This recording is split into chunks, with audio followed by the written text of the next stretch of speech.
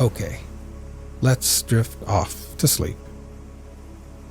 Today you'll be listening and dozing off on a warm afternoon at Grandma and Grandpa's at Gull Harbor.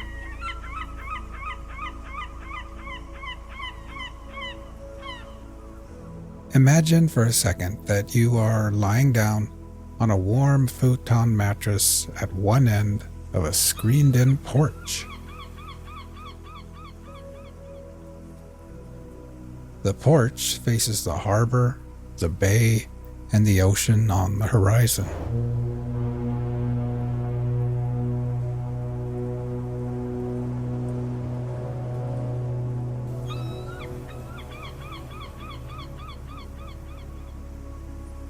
The mattress is nestled into a corner and is part of a cozy little reading nook prepared just for kids.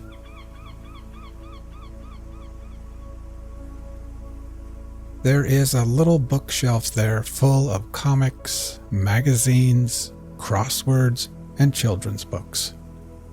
There are new books and worn-out books.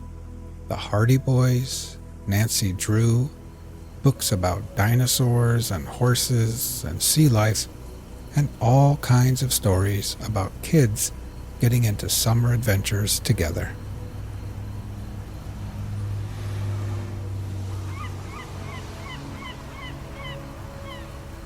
A blue plastic and white transistor radio sits next to a stack of puzzles and board games. A wooden box contains decks of playing cards, dice, jacks, and short little pencils that have been sharpened way too many times.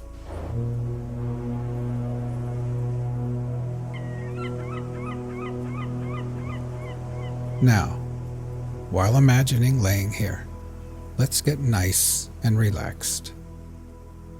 First, close your eyes and just become aware of your breathing, feeling your chest gently rise and fall again.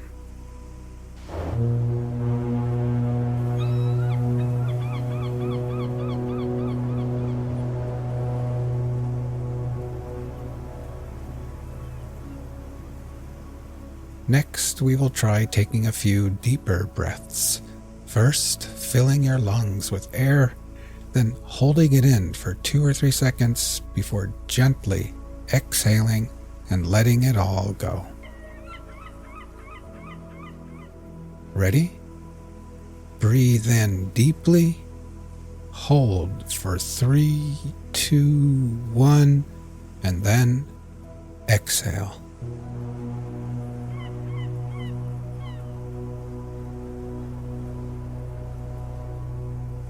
One more time. Breathe in deeply, hold for 3, 2, 1, and exhale.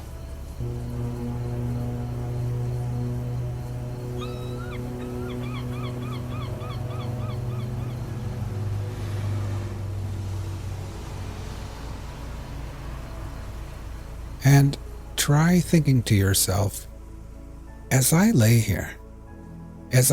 here at Gull Harbor, I can feel gravity's pull tugging me gently back towards Earth.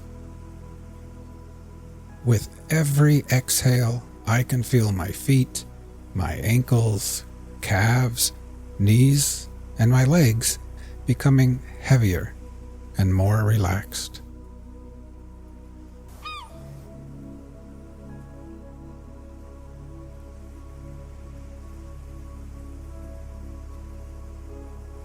Now you can feel the cool, salty ocean air on your skin. It would almost be too cold if it wasn't for the wonderful afternoon sun shining down on you perfectly. The sunlight splatters through the screens and bathes your tan legs and arms with a soothing warmth, almost as if Grandma has wrapped you up like a cocoon in one of her quilted blankets.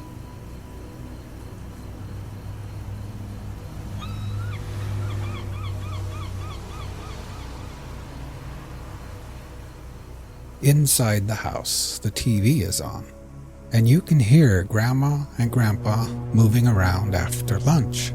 Dr. James Whitcomb Brawler. Brawler, huh? It rhymes with B-R-O-W-E-R.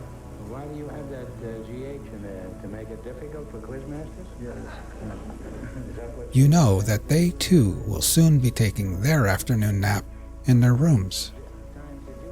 But you've got the whole porch to yourself, and your belly feels nice and warm and perfectly satisfied. Today, Grandma made clam chowder and grilled cheese sandwiches. You enjoyed the hot soup and warm, soft cheese, and then you washed it down with a glass of fresh, cold milk.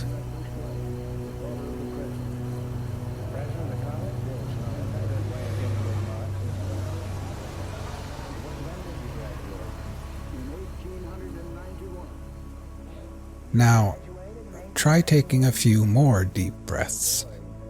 First, filling your lungs with air, holding it there briefly before gently exhaling and letting it all go. Ready? Breathe in deeply, hold for 3, 2, 1, and then exhale.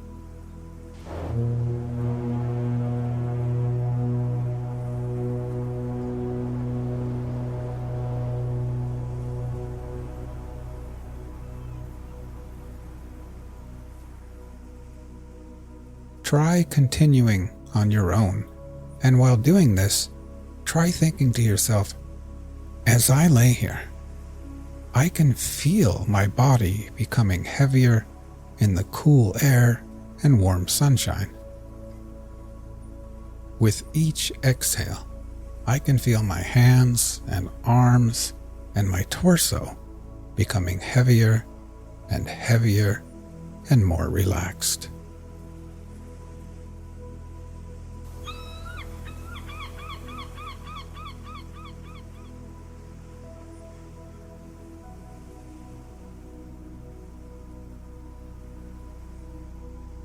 You pull out a random book from the bookshelf.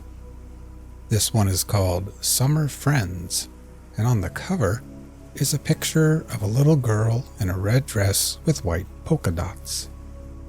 She's sitting in grass with flowers all about, and she's shaking the paw of a bunny rabbit while a white duck looks on and a little frog jumps through the air. You decide that you're just too sleepy to read right now, so you set the book down and lay back and think about the day. It's no wonder you're sleepy and tired. In the morning, after breakfast, Grandma rubbed coconut-scented sunscreen on your face and arms, and then Grandpa took you with him in the old rusty truck to the hardware store. There he drank coffee and laughed with old bearded men wearing high rubber boots.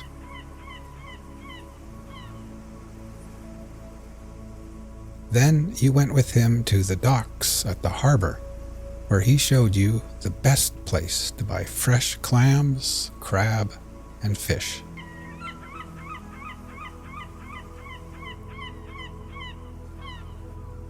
The docks were bustling with activity. Wooden boats creaked against the tide, fishermen shouted to one another, and the air was thick with the scent of salt water, fresh fish, and diesel.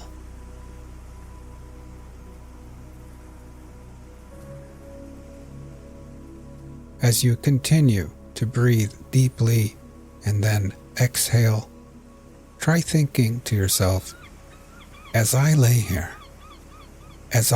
here, my whole body feels heavy and relaxed. With every exhale, I can feel gravity pulling me back towards Earth gently. I can feel my head, my shoulders, my neck becoming relaxed and at ease. And my legs are heavy and at peace with gravity's pull. Now my whole body, my legs and feet, my arms and hands, my torso, my head and neck and shoulders, my whole body is completely at peace, relaxed, and at ease.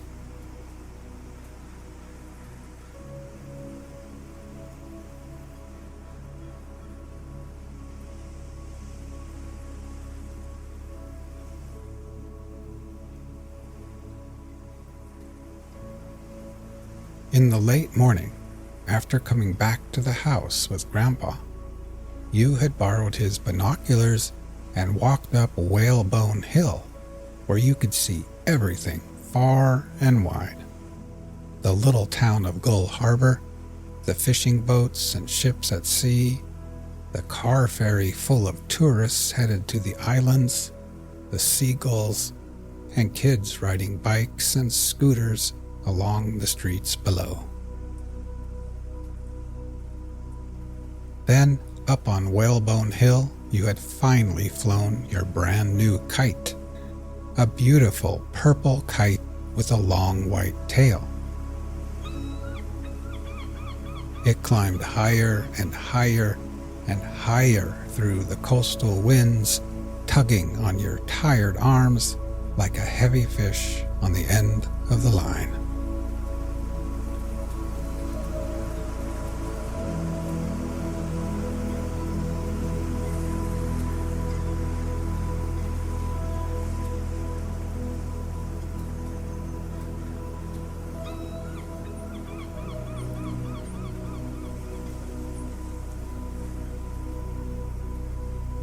But now, so drowsy, laying under the sun on the porch, after a long morning of adventures in the crisp, fresh coastal air, you pick up the transistor radio and dial into a random station.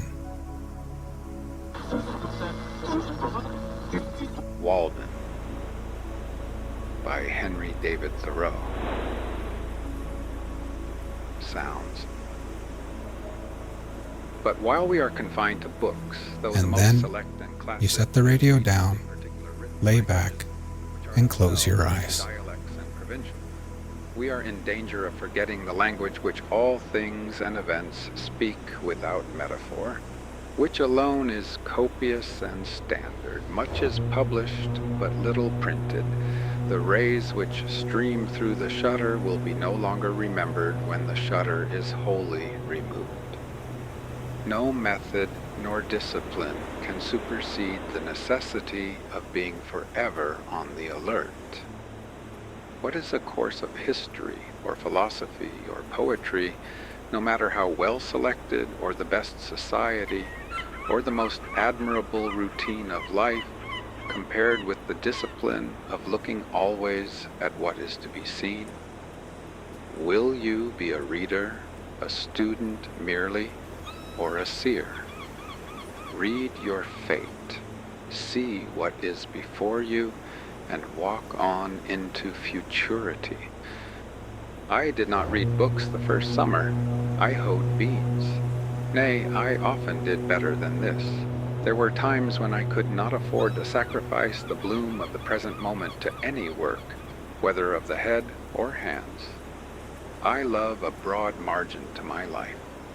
Sometimes in a summer morning, having taken my accustomed bath, I sat in my sunny doorway from sunrise till noon, wrapped in a reverie amidst the pines and hickories and sumacs, in undisturbed solitude and stillness, while the birds sing around or flitted noiseless through the house, until by the sun falling in at my west window, or the noise of some traveler's wagon on the distant highway, I was reminded of the lapse of time.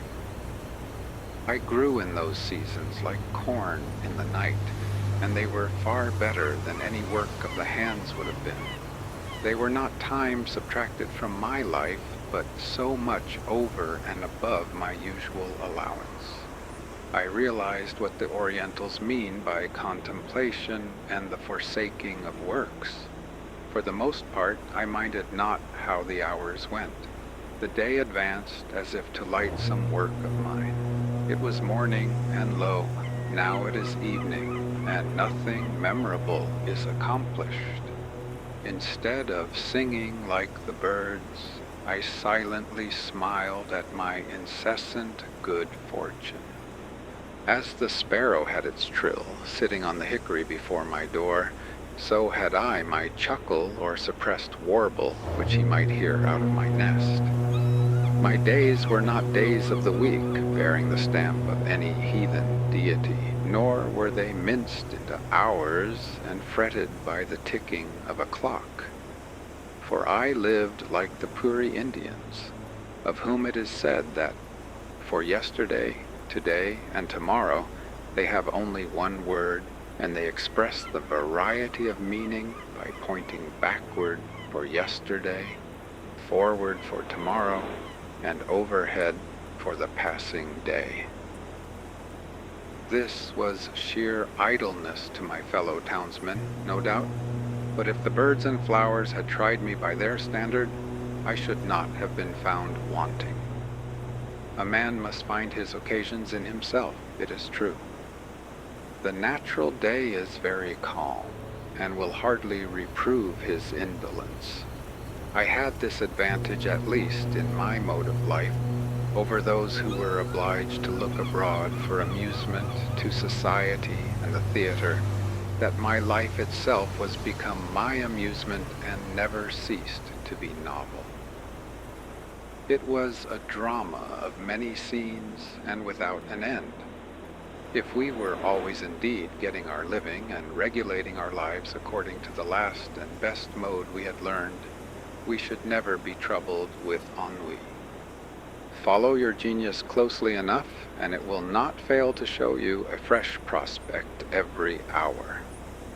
Housework was a pleasant pastime. When my floor was dirty, I rose early, and setting all my furniture out of doors on the grass, bed and bedstead making but one budget, dashed water on the floor, and sprinkled white sand from the pond on it, and then with a broom scrubbed it clean and white.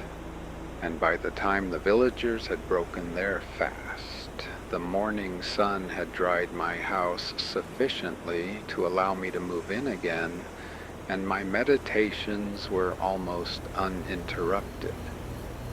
It was pleasant to see my whole household effects out on the grass, making a little pile like a gypsy's pack, and my three-legged table, from which I did not remove the books and pen and ink, standing amid the pines and hickories.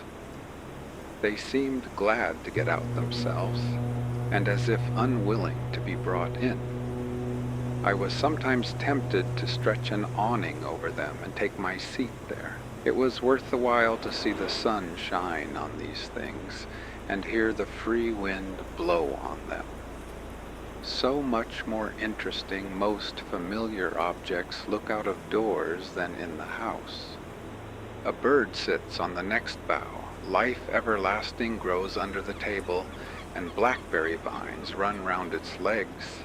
Pine cones, chestnut burrs, and strawberry leaves are strewn about. It looked as if this was the way these forms came to be transferred to our furniture, to tables, chairs, and bedsteads, because they once stood in their midst. My house was on the side of a hill, immediately on the edge of the larger wood, in the midst of a young forest of pitch pines and hickories, and half a dozen rods from the pond, to which a narrow footpath led down the hill. In my front yard grew the strawberry, blackberry, and life everlasting johnswort and goldenrod, shrub oaks and sand cherry, blueberry, and groundnut. Near the end of May, the sand cherry, Cerasus pumila, adorned the sides of the path with its delicate flowers arranged in umbels cylindrically about its short stems, which last, in the fall, weighed down with good-sized and handsome cherries, fell over in wreaths like rays on every side. I tasted them out of compliment to nature, though they were scarcely palatable. The sumac, Rus glabra, grew luxuriantly about the house, pushing up through the embankment which I had made, and growing 5 or 6 feet the first season. Its broad, pinnate tropical leaf was pleasant, though strange to look on. The large buds suddenly pushing out late in the spring from dry sticks which had seemed to be dead, developed themselves as by magic into graceful green and tender boughs, an inch in diameter, and sometimes as I sat at my window, so heedlessly did they grow and tax their weak joints, I heard a fresh and tender bough suddenly fall like a fan to the ground, when there was not a breath of air stirring, broken off by its own weight. In August, the large masses of berries, which when in flower had attracted many wild bees, gradually assumed their bright velvety crimson hue, and by their weight again bent down and broke the tender limbs. As I sit at my window this summer afternoon, hawks are circling about my clearing, the tantivy of wild pigeons flying by 2s and 3s athwart my view, or perching restless on the white pine boughs behind my house, gives a voice to the air. A fish hawk dimples the glassy surface of the pond and brings up a fish. A mink steals out of the marsh before my door and seizes a frog by the shore.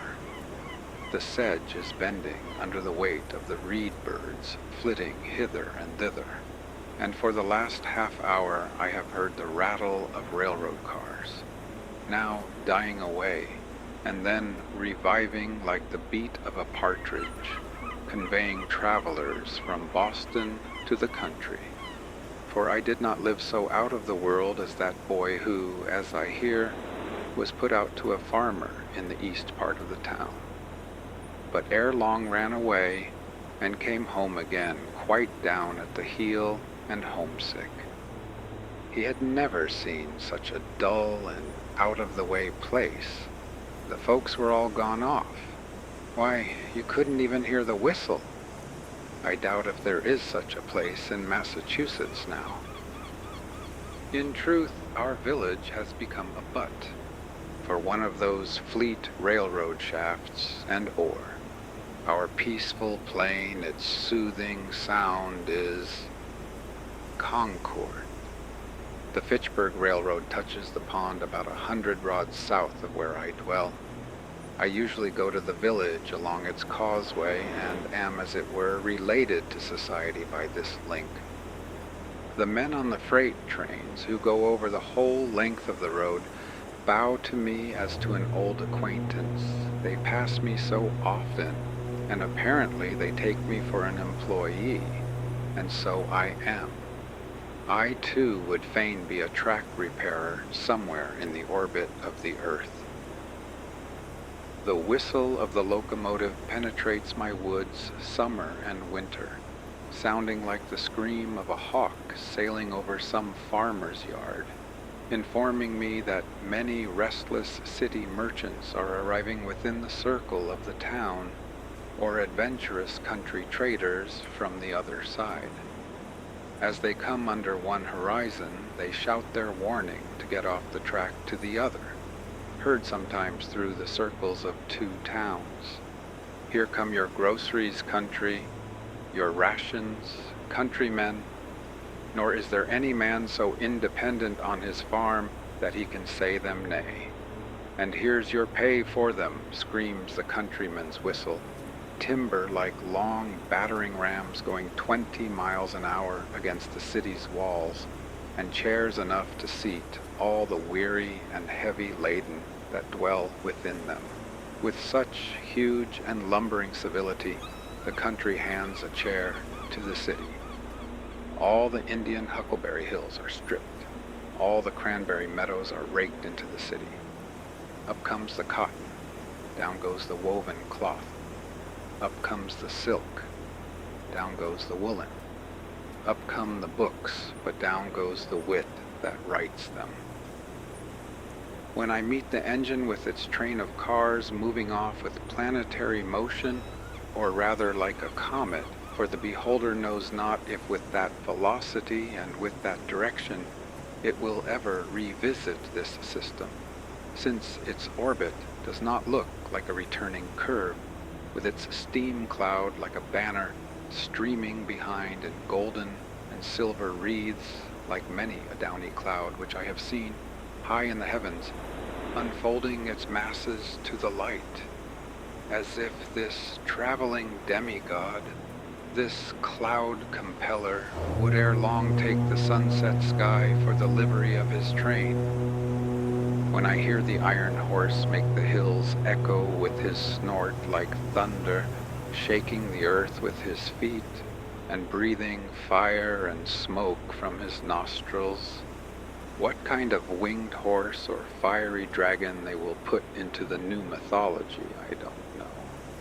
It seems as if the earth had got a race now worthy to inhabit it. If all were as it seems, and men made the elements their servants for noble ends, if the cloud that hangs over the engine were the perspiration of heroic deeds, or as beneficent as that which floats over the farmer's fields, then the elements and nature herself would cheerfully accompany men on their errands and be their escort. I watch the passage of the morning cars with the same feeling that I do the rising of the sun, which is hardly more regular.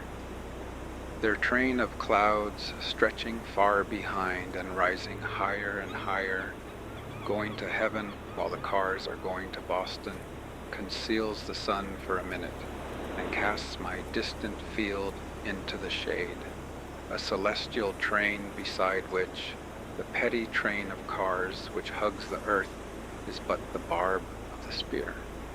The stabler of the iron horse was up early this winter morning by the light of the stars amid the mountains to fodder and harness his steed. Fire too was awakened thus early to put the vital heat in him and get him off. If the enterprise were as innocent as it is early, if the snow lies deep, they strap on his snowshoes and with the giant plow a furrow from the mountains to the seaboard, in which the cars, like a following drill barrow, sprinkle all the restless men and floating merchandise in the country for seed. All day the fire steed flies over the country, stopping only that his master may rest, and I am awakened by his tramp and defiant snort at midnight, when, in some remote glen in the woods, he fronts the elements encased in ice and snow, and he will reach his stall only with the morning star, to start once more on his travels without rest or slumber. Or perchance at evening I hear him in his stable blowing off the superfluous energy of the day, that he may calm his nerves and cool his liver and brain for a few hours of iron slumber. If the enterprise were as heroic and commanding as it is protracted and unwearied, far through unfrequented woods on the confines of towns, where once only the hunter penetrated by day, in the darkest night dart these bright saloons without the knowledge of their inhabitants, this moment stopping at some brilliant station house in town or city where a social crowd is gathered, the next in the dismal swamp scaring the owl and fox. The startings and arrivals of the cars are now the epochs in the village day. They go and come with such regularity and precision, and their whistle can be heard so far that the farmers set their clocks by them, and thus one well-conducted institution regulates a whole country. Have not men improved somewhat in punctuality since the railroad was invented? Do they not talk and think faster in the depot than they did in the stage office? There is something electrifying in the atmosphere of the former place. I have been astonished at the miracles it has wrought, that some of my neighbors, who I should have prophesied once for all would never get to Boston by so prompt a conveyance, are on hand when the bell rings.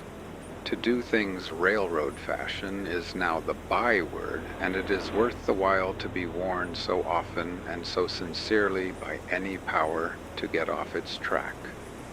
There is no stopping to read the riot act, no firing over the heads of the mob. In this case, we have constructed a fate, an atropos, that never turns aside. Let that be the name of your engine.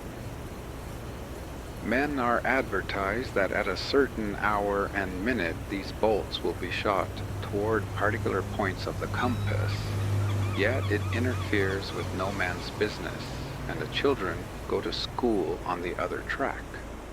We live the steadier for it. We are all educated thus to be sons of tell. The air is full of invisible bolts. Every path but your own is the path of fate. Keep on your own track, then. What recommends commerce to me is its enterprise and bravery. It does not clasp its hands and pray to Jupiter. I see these men every day go about their business with more or less courage and content, doing more even than they suspect, and perchance better employed than they could have consciously devised.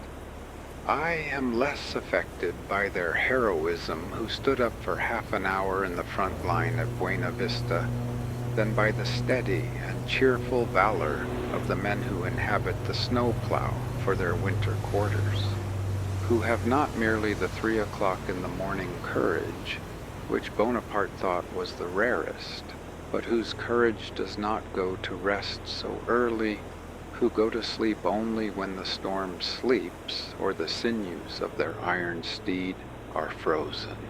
On this morning of the great snow, perchance, which is still raging and chilling men's blood, I hear the muffled tone of their engine bell from out the fog bank of their chilled breath, which announces that the cars are coming, without long delay, notwithstanding the veto of a New England northeast snowstorm, and I behold the plowmen covered with snow and rime, their heads peering above the moldboard which is turning down other than daisies and the nests of field mice, like boulders of the Sierra Nevada that occupy an outside place in the universe. Commerce is unexpectedly confident and serene, alert, adventurous, and unwearied. It is very natural in its methods withal, far more so than many fantastic enterprises and sentimental experiments, and hence its singular success. I am refreshed and expanded when the freight train rattles past me, and I smell the stores which go dispensing their odors all the way from Long Wharf to Lake Champlain, reminding me of foreign parts, of coral reefs and Indian oceans and tropical climes and the extent of the globe. I feel more like a citizen of the world at the sight of the palm leaf which will cover so many flaxen New England heads the next summer, the Manila hemp and coconut husks, the old junk, gunny bags, scrap iron, and rusty nails. This carload of torn sails is more legible and interesting now than if they should be wrought into paper and printed books. Who can write so graphically the history of the storms they have weathered as these rents have done? They are proof sheets which need no correction. Here goes lumber from the Maine woods, which did not go out to sea in the last freshet, risen $4 on the 1,000 because of what did go out or was split up.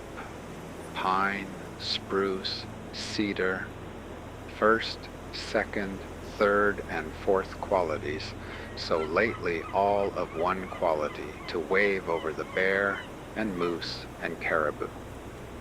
Next rolls Thomaston lime, a prime lot, which will get far among the hills before it gets slacked.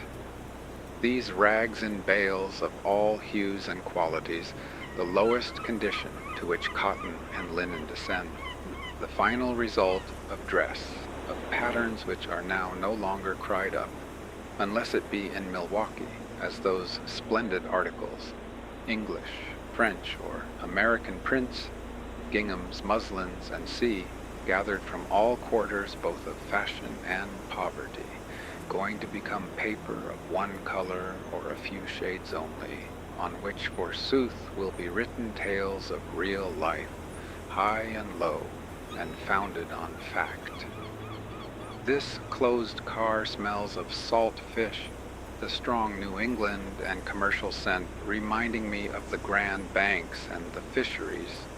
Who has not seen a salt fish thoroughly cured for this world so that nothing can spoil it, and putting the perseverance of the saints to the blush, with which you may sweep or pave the streets and split your kindlings, and the teamster shelter himself and his lading against sun, wind, and rain behind it, and the trader, as a Concord trader once did, hang it up by his door for a sign when he commences business, until, at last, his oldest customer cannot tell surely whether it be animal, vegetable, or mineral, and yet it shall be as pure as a snowflake, and if it be put into a pot and boiled, will come out an excellent done fish for a Saturday's dinner.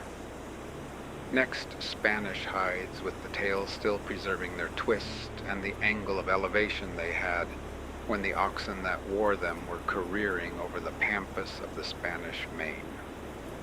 A type of all obstinacy, and evincing how almost hopeless and incurable are all constitutional vices. I confess that, practically speaking, when I have learned a man's real disposition, I have no hopes of changing it for the better or worse in this state of existence. As the Orientals say, a cur's tail may be warmed and pressed and bound round with ligatures, and after a 12 years' labor bestowed upon it, still it will retain its natural form. The only effectual cure for such inveteracies as these tails exhibit is to make glue of them, which I believe is what is usually done with them, and then they will stay put and stick. Here is a hogshead of molasses or of brandy directed to John Smith, Cuttingsville, Vermont, some trader among the Green Mountains who imports for the farmers near his clearing, and now perchance stands over his bulkhead and thinks of the last arrivals on the coast, how they may affect the price for him, telling his customers this moment, as he has told them 20 times before this morning, that he expects some by the next train of prime quality. It is advertised in the Cuttingsville Times. While these things go up, other things come down. Warned by the whizzing sound, I look up from my book and see some tall pine hewn on far northern hills, which has winged its way over the Green Mountains and the Connecticut, shot like an arrow through the township within 10 minutes, and scarce another eye beholds it, going to be the mast of some great admiral. And hark! Here comes the cattle train bearing the cattle of 1,000 hills, sheep-cots, stables, and cow yards in the air, drovers with their sticks, and shepherd boys in the midst of their flocks, all but the mountain pastures, whirled along like leaves blown from the mountains by the September gales. The air is filled with the bleating of calves and sheep, and the hustling of oxen, as if a pastoral valley were going by. When the old bellwether at the head rattles his bell, the mountains do indeed skip like rams, and the little hills like lambs. A carload of drovers, too, in the midst, on a level with their droves now, their vocation gone, but still clinging to their useless sticks as their badge of office. But their dogs, where are they? It is a stampede to them. They are quite thrown out. They have lost the scent.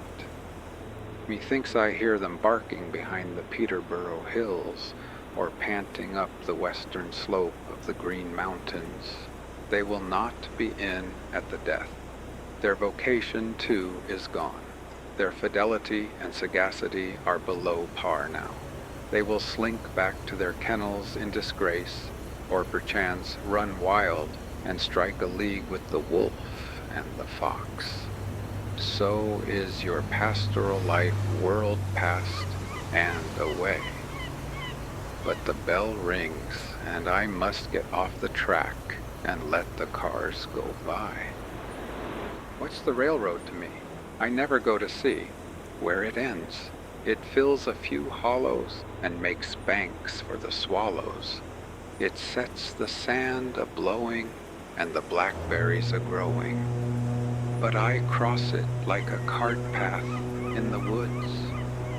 I will not have my eyes put out and my ears spoiled by its smoke and steam and hissing. Now that the cars are gone by and all the restless world with them, and the fishes in the pond no longer feel their rumbling, I am more alone than ever. For the rest of the long afternoon, perhaps, my meditations are interrupted only by the faint rattle of a carriage or team along the distant highway. Sometimes on Sundays I heard the bells, the Lincoln, Acton, Bedford, or Concord bell, when the wind was favorable, a faint, sweet, and, as it were, natural melody, worth importing into the wilderness. At a sufficient distance over the woods, this sound acquires a certain vibratory hum, as if the pine needles in the horizon were the strings of a harp which it swept.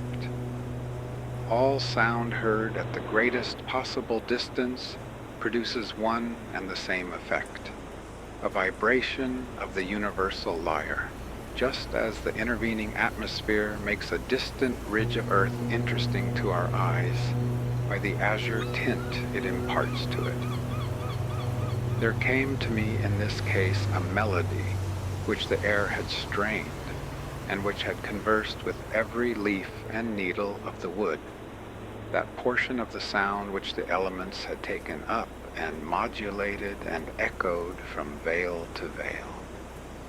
The echo is, to some extent, an original sound, and therein is the magic and charm of it. It is not merely a repetition of what was worth repeating in the bell, but partly the voice of the wood, the same trivial words and notes sung by a wood nymph. At evening, the distant lowing of some cow in the horizon beyond the woods sounded sweet and melodious, and at first I would mistake it for the voices of certain minstrels by whom I was sometimes serenaded, who might be straying over hill and dale, but soon I was not unpleasantly disappointed when it was prolonged into the cheap and natural music of the cow. I do not mean to be satirical, but to express my appreciation of those youths singing, when I state that I perceived clearly that it was akin to the music of the cow, and they were at length one articulation of nature. Regularly at 7:30, in one part of the summer, after the evening train had gone by, the whippoorwills chanted their vespers for half an hour, sitting on a stump by my door or upon the ridgepole of the house. They would begin to sing almost with as much precision as a clock, within 5 minutes of a particular time, referred to the setting of the sun every evening. I had a rare opportunity to become acquainted with their habits. Sometimes I heard 4 or 5 at once in different parts of the wood, by accident one a bar behind another, and so near me that I distinguished not only the cluck after each note, but often that singular buzzing sound, like a fly in a spider's web, only proportionally louder. Sometimes one would circle round and round me in the woods, a few feet distant, as if tethered by a string, when probably I was near its eggs.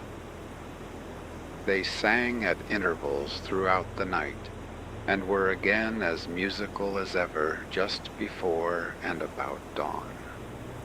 When other birds are still, the screech owls take up the strain, like mourning women their ancient ululu.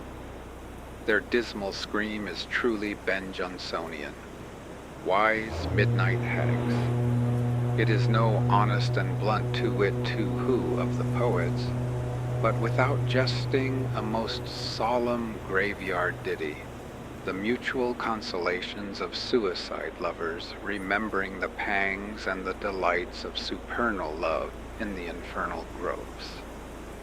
Yet, I love to hear their wailing, their doleful response trilled along the woodside, reminding me sometimes of music and singing birds, as if it were the dark and tearful side of music, the regrets and sighs that would fain be sung.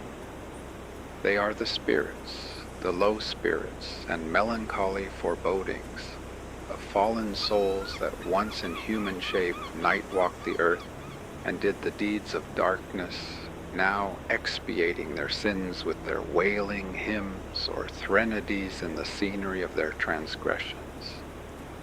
They give me a new sense of the variety and capacity of that nature which is our common dwelling.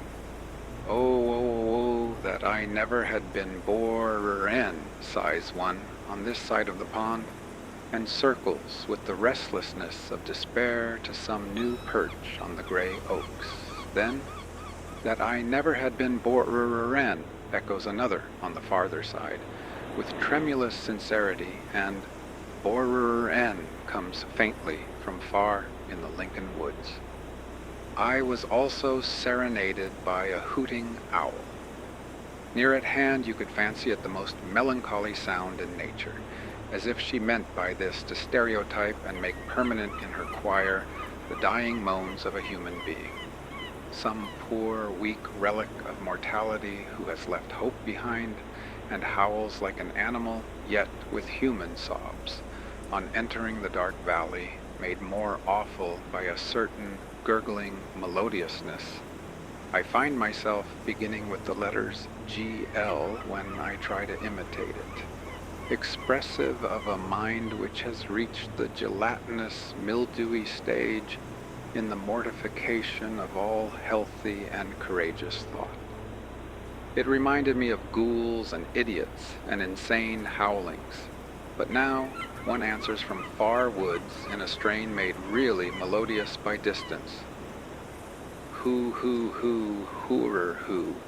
And indeed, for the most part, it suggested only pleasing associations, whether heard by day or night, summer or winter.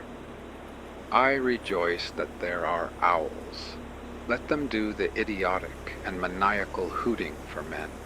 It is a sound admirably suited to swamps and twilight woods, which no day illustrates, suggesting a vast and undeveloped nature which men have not recognized. They represent the stark twilight and unsatisfied thoughts which all have. All day the sun has shone on the surface of some savage swamp, where the single spruce stands hung with usnea lichens and small hawks circulate above, and the chickadee lisps amid the evergreens, and the partridge and rabbit skulk beneath. But now a more dismal and fitting day dawns, and a different race of creatures awakes to express the meaning of nature there. Late in the evening I heard the distant rumbling of wagons over bridges, a sound heard farther than almost any other at night, the baying of dogs, and sometimes again the lowing of some disconsolate cow in a distant barnyard.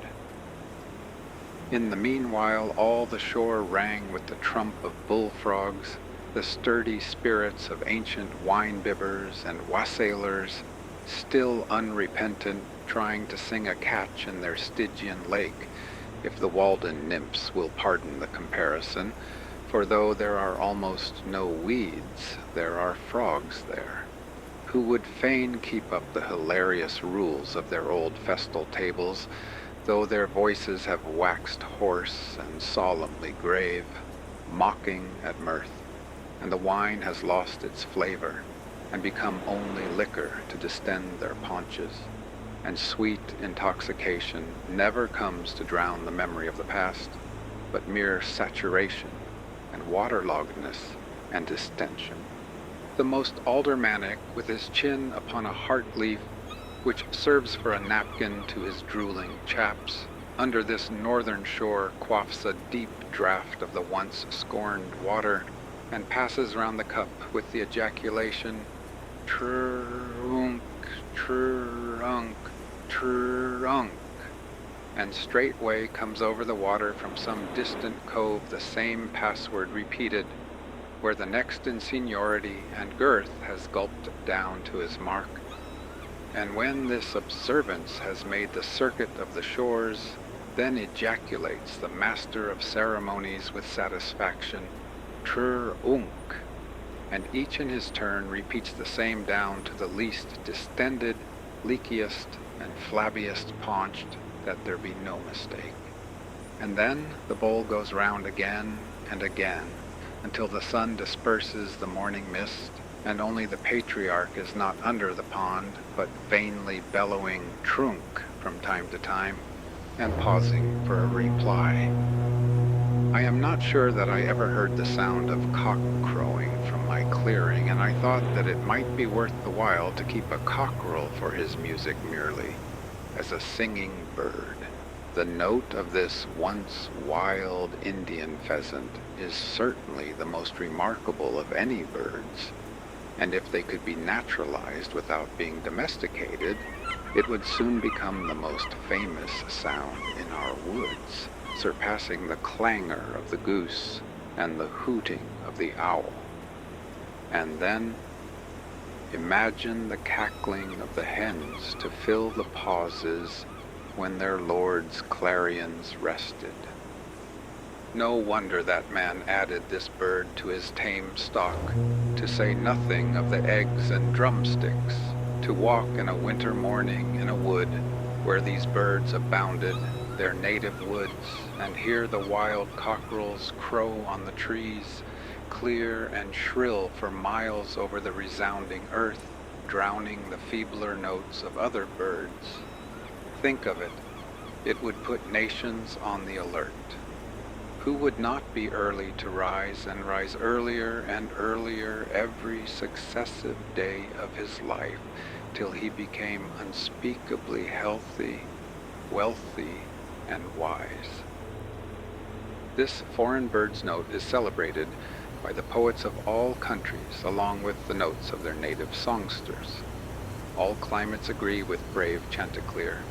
He is more indigenous even than the natives. His health is ever good, his lungs are sound, his spirits never flag. Even the sailor on the Atlantic and Pacific is awakened by his voice, but its shrill sound never roused me from my slumbers. I kept neither dog, cat, cow, pig, nor hens, so that you would have said there was a deficiency of domestic sounds. Neither the churn, nor the spinning wheel, nor even the singing of the kettle, nor the hissing of the urn, nor children crying to comfort one. An old-fashioned man would have lost his senses or died of ennui before this. Not even rats in the wall, for they were starved out, or rather were never baited in. Only squirrels on the roof and under the floor, a whippoorwill on the ridgepole, a blue jay screaming beneath the window, a hare or woodchuck under the house, a screech owl or a cat owl behind it, a flock of wild geese or a laughing loon on the pond, and a fox to bark in the night. Not even a lark or an oriole, those mild plantation birds, ever visited my clearing. No cockerels to crow, nor hens to cackle in the yard. No yard, but unfenced nature reaching up to your very sills. A young forest growing up under your meadows, and wild sumacs and blackberry vines breaking through into your cellar. Sturdy pitch pines rubbing and creaking against the shingles for want of room, their roots reaching quite under the house. Instead of a scuttle or a blind blown off in the gale, a pine tree snapped off or torn up by the roots behind your house for fuel. Instead of no path to the front yard gate in the great snow, no gate, no front yard, and no path to the civilized world.